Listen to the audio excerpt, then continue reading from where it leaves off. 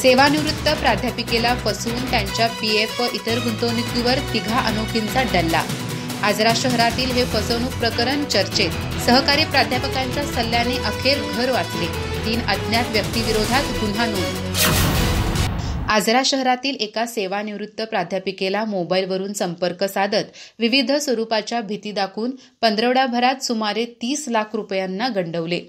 अश्लील चित्रफिती, अवैध आर्थिक व्यवहार आदींची भीती दाखवून सायबर गुन्हेगारांनी या महिलेच्या असहाय्यतेचा गैरफायदा घेत त्यांच्या सेवानिवृत्तीच्या गुंतवणूक पैशासह सोन्याचे दागिने, इतर एफडीमधील 30 लाखाच्या या रकमा 4 ट्रान्झॅक्शनमधून लिलया उचलल्याने या प्रकाराची जोरदार चर्चा सुरू आहे। 28 डिसेंबरपासून सुरुवात झालेल्या या फसवणुकीमध्ये संबंधित महिला प्राध्यापिका एखाद्या समोहित व्यक्तीप्रमाणे वागत संबंधित अज्ञातांच्या फसवणुकीला बळी पडल्याचे स्पष्ट झाले आहे।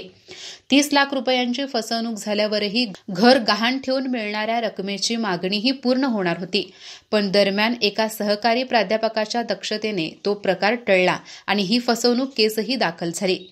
याबाबतच्या माहितीनुसार संबंधित प्राध्यापिकेस अज्ञातांनी मोबाईलवर संपर्क करून आपल्यावर अश्लील व्हिडिओ वितरित केल्याचा, सुमारे 38 कोटी रुपयांच्या गैरव्यवहाराची भीती दाखवली गेली।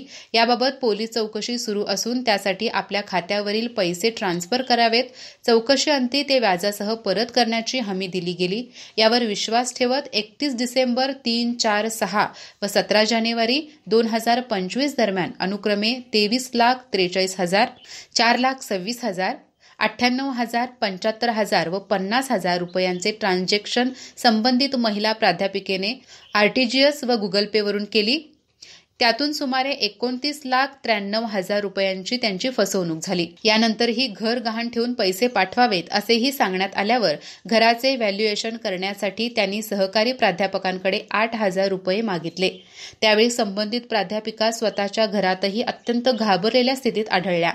तेव्हा हा सर्व प्रकार फसवणुकीचा असल्याचे सांगितल्यावर त्यांनी सायबर ब्रँचकडे ऑनलाईन गुन्हा नोंद केला आणि या फसवणुकीला वाचा फुटली। यानुसार जिल्हा वरिष्ठ पोलीस अधिकाऱ्यांसह आजरा पोलिसात दिलेल्या फिर्यादीवरून कलम 204, 318(4), 3(5) माहिती तंत्रज्ञान अधिनियम 2000 चे कलम 66(c), 66(d) प्रमाणे 3 अज्ञात उस्मान विरोधात गुन्हा दाखल झाला आहे।